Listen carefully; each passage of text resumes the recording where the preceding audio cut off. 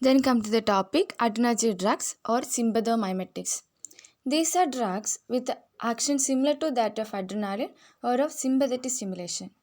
There are three major classifications. First one based on the chemical structure, second one based on the mechanism of action, third one based on the therapeutic uses. Then first come to the based on the chemical structure. It is grouped into two, catecholamines and non-catecholamines. The catecholamines means the sympathomimetics with the catechol nucleus. It is a structural, there is catecholous nucleus. The examples are adrenaline, noradrenaline, dopamine, isoprenaline and dobutamine. Then come to the non-catecholamines. These are without a catechol nucleus. The examples are tyramine, ephedrine, amphetamine, phenylephrine and salbutamol. Then come to the second classification, that is based on the mechanism of action. There are three: direct acting, indirect acting and mixed acting. Direct acting means it acting on adrenergic receptors as agonist. Examples are adrenaline, noradrenaline, isoprenaline, phenylephrine, methoxamine, xylometazoline, salbutamol, etc. Then come to the indirect acting. They act on adrenergic neuron and enhance the release of noradrenaline. Examples are tyramine and amphetamine. The third one is mixed acting. It acts on both the receptors as well as on the adrenergic neurons. Examples are ephedrine, dopamine and methamphetamine. Then come to the third classification, that is based on the therapeutic uses. It is classified into 7 groups, that is pressure agents, cardiac stimulants, bronchodilators, nasal decongestants, CNS stimulants, anorectics and uterine relaxant and vasodilators. First come to the pressure agents. The examples are noradrenaline, dopamine, ephedrine, phenylephrine, methoxamine and methamphetamine. They are mainly acting through vasoconstriction. First, we are discussing about the noradrenaline. It is a directly acting sympathomimetic, as we know. It is also known as norepinephrine and levateronol. It acts on all the alpha and beta receptors except beta 2 receptors. So, it can increase both the systolic and diastolic BP. There is no vasodilating effect. It is administered only through intravenous infusion, not through oral, subcutaneous, intramuscularly and intravenous injection also, because in oral route it is degraded by monoamine oxidase enzyme and catechol or methyl transferase enzyme in liver before its absorption. So we can tell it has high first pass metabolism. In case of subcutaneous, intramuscular, intravenous injection, it produces necrosis and sloughing of tissues at the site of injection. So only intravenous infusion is preferred. Come to the uses of noradrenaline. It can be used to rise BP in hypotension by its action on alpha receptors. Then come to the second drug, that is dopamine. As we know, it is a mixed acting sympathomimetic. That is, it acts both on dopamine, also it acts on dopaminergic and adrenergic receptors. That is D1, D2 receptors, also alpha and beta receptors, except beta 2 receptors. It is administered intravenously. Come to the actions of dopamine. At a low dose, the D1 receptors in renal and mesentery blood vessels are more sensitive to dopamine, and it causes dilate of these vessels. It leads to the increasing GFR. It also shows natriuretic effect in D1 receptors. At a moderate dose, it produces positive inotropic effect on heart and increase cardiac output and systolic BP by the action of beta 1 receptors. At a high dose, it causes generalized vasoconstriction by alpha 1 and it leads to the reduce the blood flow to renal mesentery vessels, also to the blood flow to vital organs.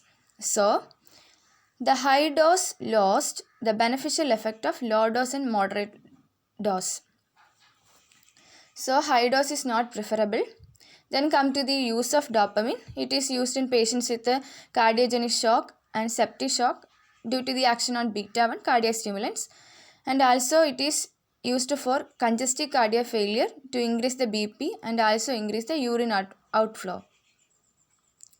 Then come to the third drug, ephedrine. It is an alkaloid obtained from Ephedra vulgaris. It is a mixed acting sympathomimetics. It is administered intravenously and orally because it is resistant to monoamine oxidase. Come to the pharmacological actions of ephedrine. It has various actions, that is, it is used as a nasal decongestants, bronchodilators, mydriatic, for urinary retention, cardiac stimulants, vasoconstrictor, also used as CNS stimulant. Come to the uses of ephedrine. The intravenous ephedrine is the drug of choice to treat hypotension due to spinal anesthesia.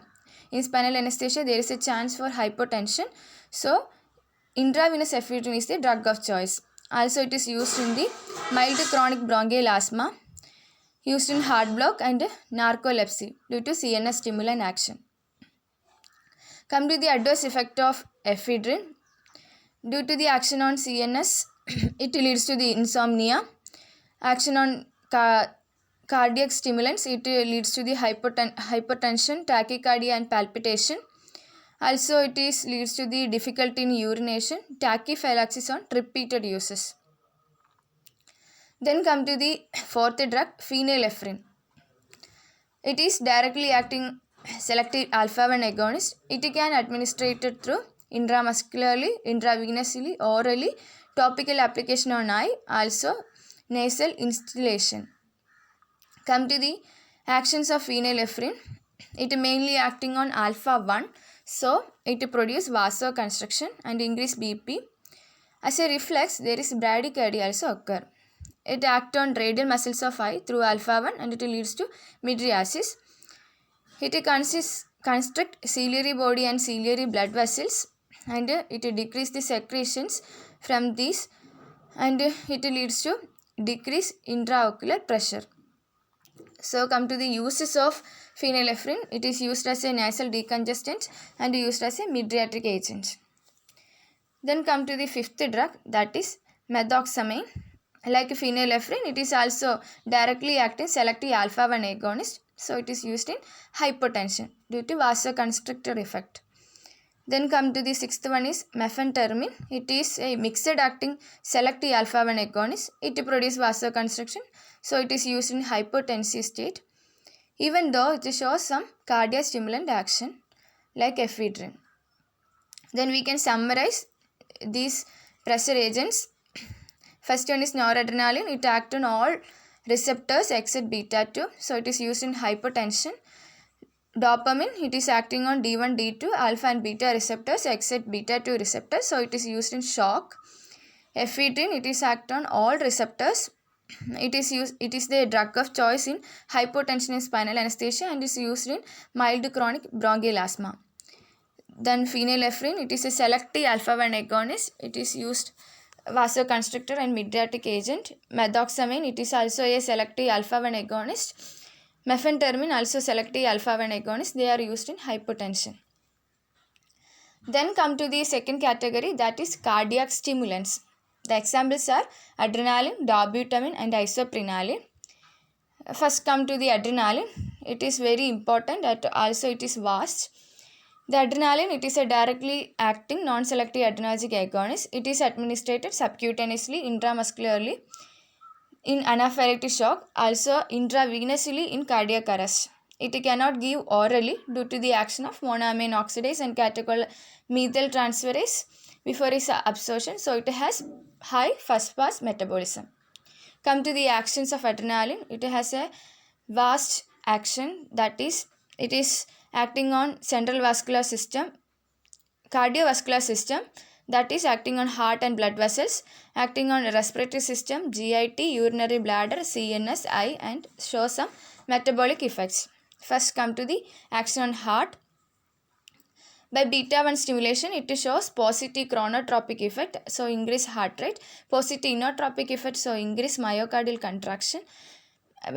Show positive dromotropic effect, so increase conduction velocity, and increase cardiac output, automaticity, excitability, also leads to arrhythmia.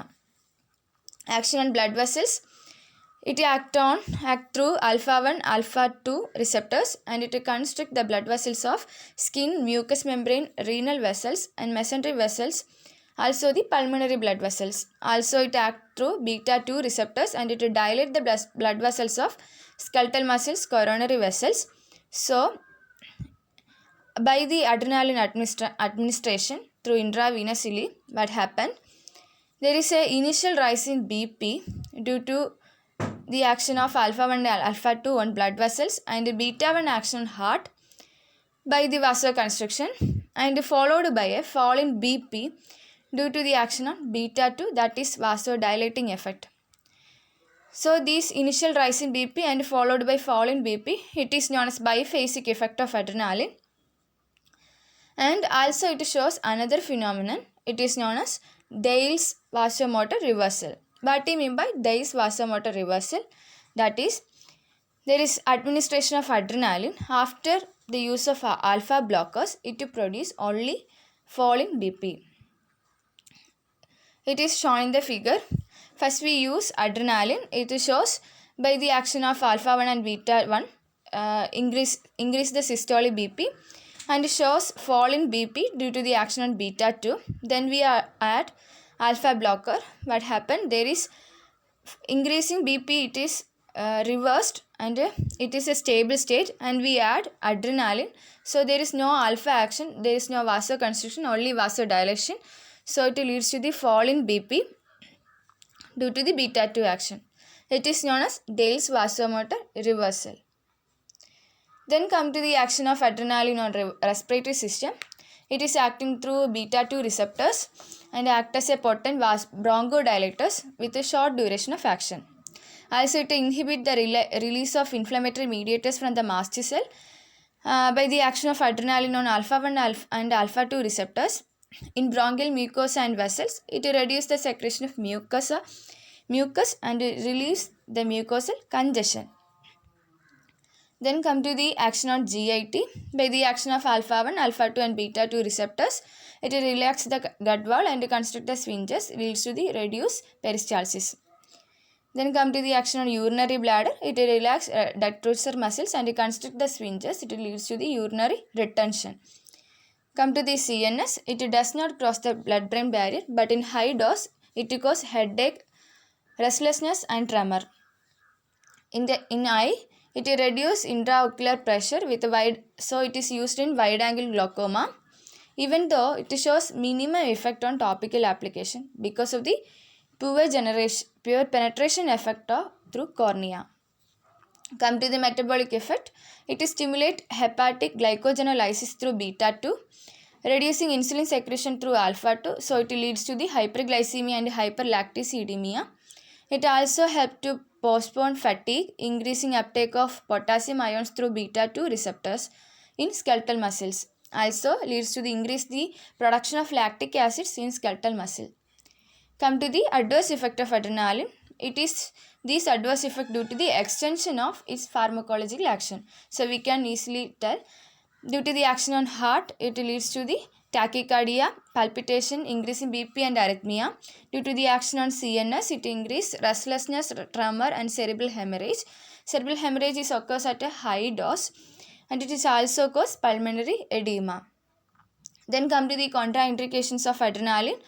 It contraindicated in patients with hypertension, angina, arrhythmia and congestive cardiac failure. Also, if patient use adrenaline along with beta blockers, there is hypertensive crisis and cerebral hemorrhage due to the unopposed action of vascular alpha 1 receptors. Because there is no beta 2 receptors action by beta blockers, so there is no vasodilatation, only hypertension. Then come to the uses of adrenaline. It can be remembered as A, B, C, D, E and G. That is, A means it is used in anaphylactic shock. B means it is used in bronchial asthma. C means it is used in cardiac resuscitation, that is by the cardiac stimulant action by beta 1. And it will prolong the duration of local anesthesia. It is by the vasoconstriction effect, and it delays the absorption of anesthetic agent. So it is also leads to the decrease the systemic toxicity of the anesthesia also. Also it is used to control epistaxis, stasis and other capillary oozing due to the vasoconstrictor effect. Also it is used in glaucoma. Then come to the second drug, that is dobutamine. It is a derivative of dopamine. It is a selective beta 1 agonist, but it is also act on alpha 1 and alpha 2 receptors. It is administered intravenously. Coming to the actions, it produces positive inotropic effect on heart. So it increases force of contraction and cardiac output. Also without a significant change in heart rate, peripheral resistance and BP because of its action on, I said earlier, on alpha 1 and beta 2 receptors. By the action on alpha 1, it is a vasoconstrictor effect, but it is balanced by action on beta 2 receptor, that is vasodilation effect. So there is no significant change in heart rate, peripheral resistance and BP. It only shows that a positive inotropic effect. Come to the uses of dobutamine. It is used in acute heart failure and congestive cardiac failure. Come to the adverse effect, it leads to the tachycardia and hypertension. Then come to the third drug, that is isoprenaline. As we know, it is a directly acting non-selective beta agonist. It is administered parenterally or as aerosol. Like adrenaline, it cannot give orally because it is also a catecholamine. Then come to the actions. It is a powerful cardiac stimulant and show positive inotropic, chronotropic and dromotropic effect by beta 1. It dilates the renal and mesenteric and skeletal blood vessels through beta 2 action, and also it leads to the decrease in diastolic and mean BP. It also relaxes bronchial and GI smooth muscles by beta 2. Then come to the adverse effect of isoprenaline. It will increase tachycardia, palpitation and arrhythmia by cardiac stimulant action. And then we can go into the uses of isoprenaline. That is, it is used in increasing heart rate in heart block, bronchodilator in bronchial asthma. So we can summarize these cardiac stimulants. The first one is adrenaline. It is act on all receptors and it has various action. Dobutamine, it is a selective beta 1 agonist. So it is act as a cardiac stimulant used in acute heart failure and congestive cardiac failure. Isoprenaline, it is a non-selective beta agonist. So it act on all beta receptors and it leads to the, it is used in heart block and bronchial asthma. Then come to the third category, that is bronchodilatase. The examples are isoprenaline, terbutaline, salbutamol, salmeterol, formoterol and babuterol. Isoprenaline, as I said, I discussed earlier. And come to the terbutaline, salbutamol, salmeterol, formoterol and babuterol. These all are selective beta 2 agonists. They are usually administered aerosol for bronchial asthma. It is administered orally and parenterally for premature labor, etc. Come to the actions of selective beta 2 agonists. It causes bronchodilation, relaxes pregnant uterus so it is used to delay the premature labor. It causes dilation of blood vessels, supplying skeletal muscle. It promotes glycogenolysis and uptake. It helps to the uptake of potassium ions into the cells. Also, it do not produce significant cardiac stimulation. Come to the adverse effect of selective beta 2 agonist. It increases the tremor due to the overstimulation of beta 2 receptors in skeletal muscle. It leads to the hyperglycemia in diabetic due to the hepatic glycogenolysis by beta 2. Also, it leads to the hypokalemia due to the shift of potassium ions into the cells. Then come to the uses of this beta-2 agonist. It is widely used in bronchial asthma, also used in premature labor to delay the labor by relaxation of uterus. It is used in hyperkalemia to promote the uptake of potassium ions into the cell, especially into the skeletal muscles. So we can summarize these bronchodilatase, that is isoprenaline. It is act on all beta receptors, so it is used in bronchial asthma. Terbutaline, salbuterol, salmeterol, formoterol and bambuterol. It is selective beta-2 agonist. It is used in bronchial asthma, also used in premature labor. Then come to the nasal decongestants. The examples are phenylephrine,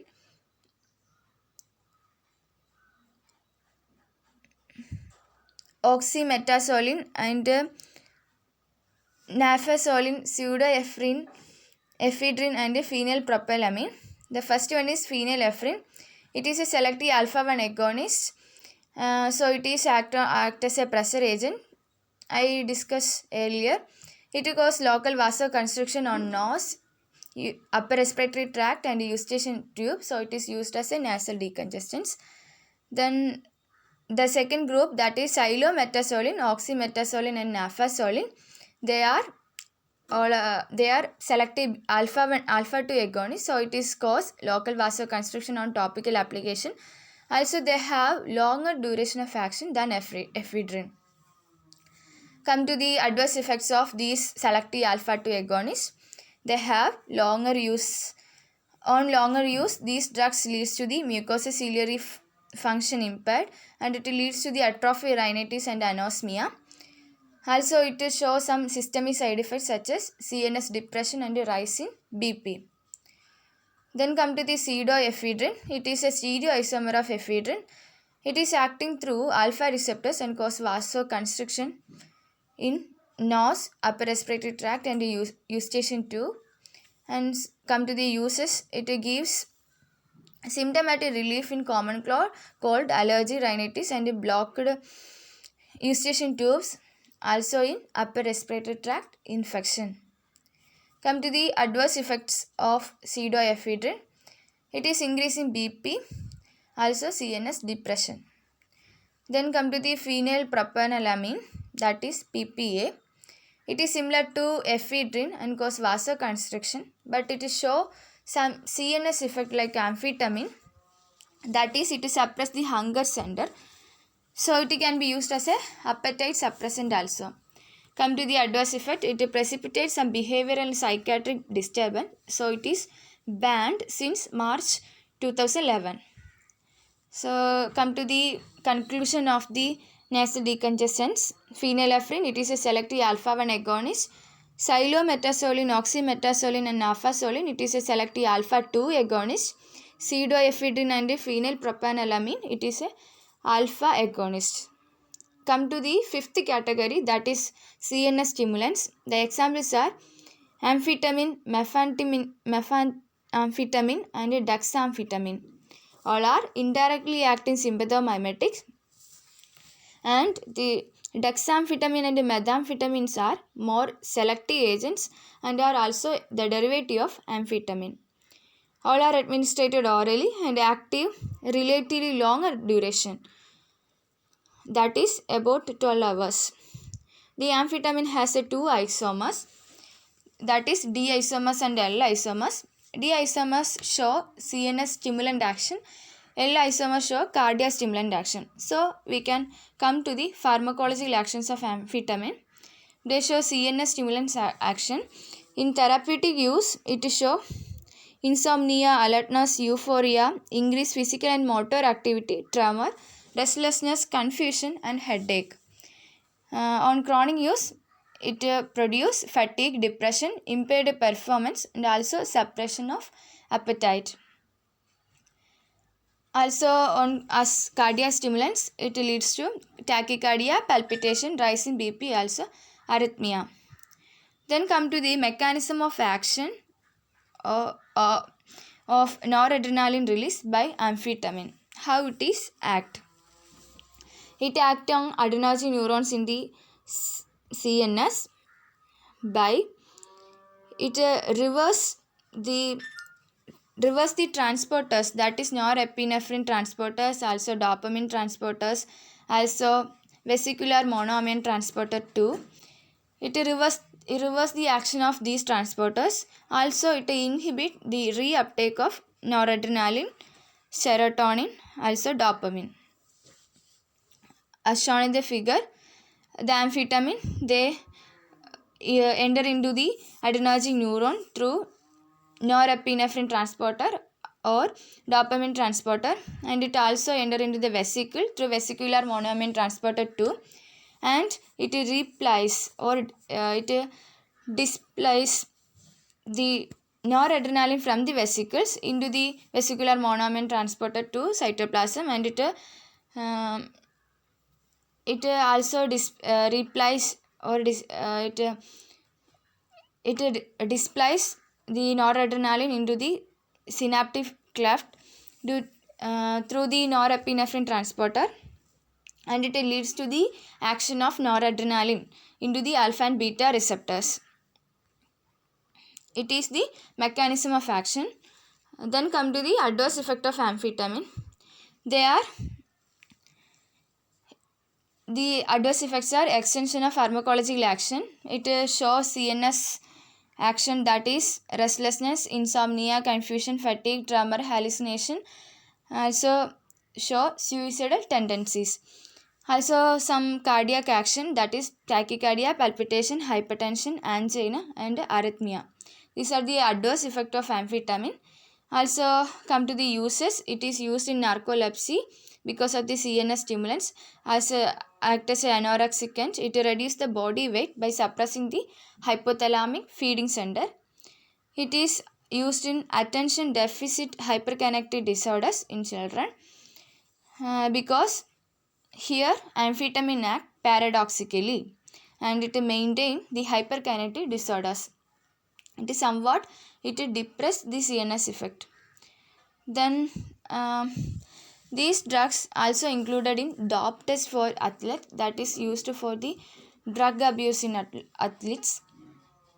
Also by the continuous use of amphetamine, it leads to the toxicity. So come to the treatment of amphetamine toxicity. First we give ascorbic acid for the acidification of urine because amphetamine is a basic drug. Also use sedatives to control the CNS symptoms. Sodium nitroprusside for hypertension. That's about the amphetamines. Then come to this sixth category, that is anorectics. These are drugs which suppress the feeding center in hypothalamus and it reduce the body weight. So mostly it is used for obesity. The examples are fenfluramine, sibutramine, dexfenfluramine, phentermine, phenylpropanolone, diethylpropione, etc. They are acting through reverse transporters and inhibit the reuptake of noradrenaline, dopamine or serotonin like the mechanism of action of amphetamine. So the anorectics are grouped into noradrenergic agents, that is phentermine, phenylpropanolone, diethylpropione, serotonic agents fenfluramine and dexfenfluramine, noradrenergic or serotonergic agents, example sibutramine. But most of them not used nowadays because of the high side effects such as addiction, a rise in BP, palpitation and depression. Come to the seventh category, that is uterine relaxant and vasodilatase. The examples are ritodrine, isoxsuprine, salbutamol and terbutaline. These all are selective beta-2 agonists and they cause relaxed pregnant uterus. Mainly ritodrine and isoxsuprine is used. Others are used as bronchodilatase in bronchial asthma. Also isoxsuprine dilate the blood vessels of uterus, so it can be used in dysmenorrhea and threatened abortion. Isoxsuprine administered orally intramuscularly and intravenously. Adverse effect of selective beta 2 agonists are, it is by the vasodilating effect, it is leads to hypotension, nausea, fluxion, dizziness, tremor and tachycardia, etc. Then we can summarize these all the adrenergic agonists, these drugs under the therapeutic uses. Come to the first one is vascular uses. In it is vascular uses, that is it is used in hypotensive state. Also it is used along with local anesthetics. It used to control local bleeding. It is used as a nasal decongestant. Also it is used in peripheral vascular disease.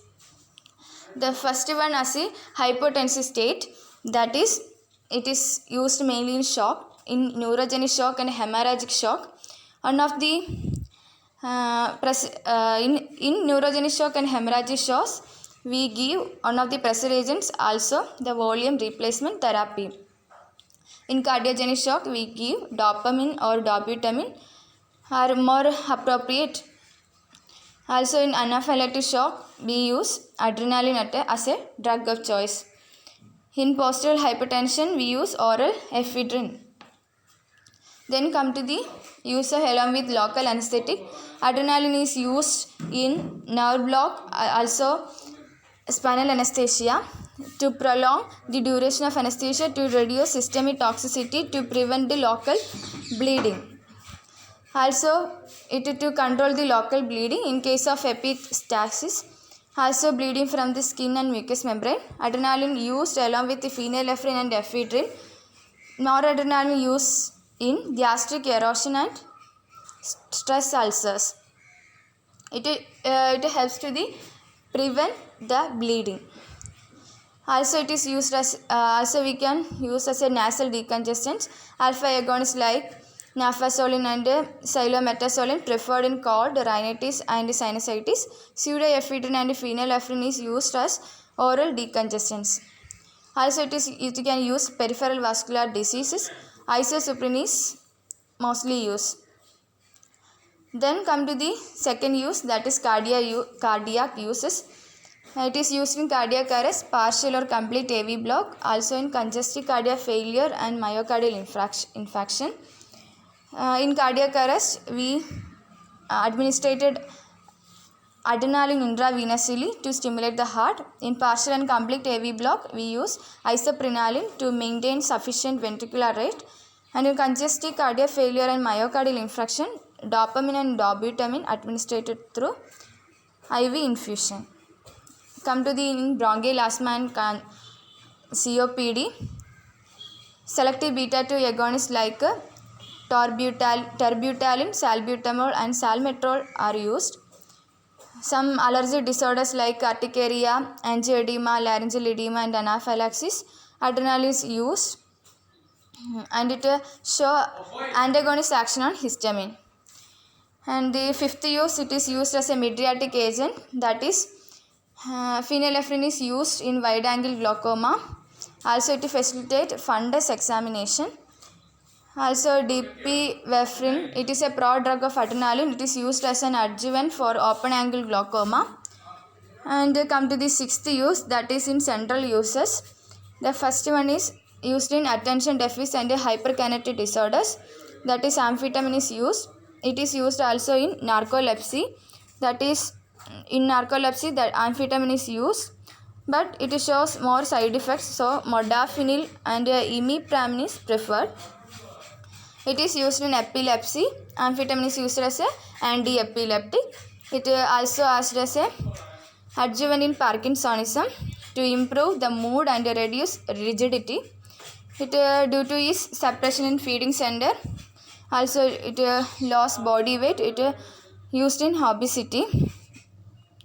Some drugs like orlistat, leptin and rimonabant, it is preferred. Come to the seventh use, it is used in nocturnal enuresis in children, also urinary incontinence. Amphetamine is preferred. In eighth use, that is used as a uterine relaxant. Examples are etrodrine, isosuprene. also used as a insulin hypoglycemia. Adrenaline is preferred, but in the case of insulin hypoglycemia, glucose should be given as soon as possible. That is the it is preferred glucose we give for insulin hypoglycemia. That's all about the adrenergic agonists and their therapeutic uses. Thank you.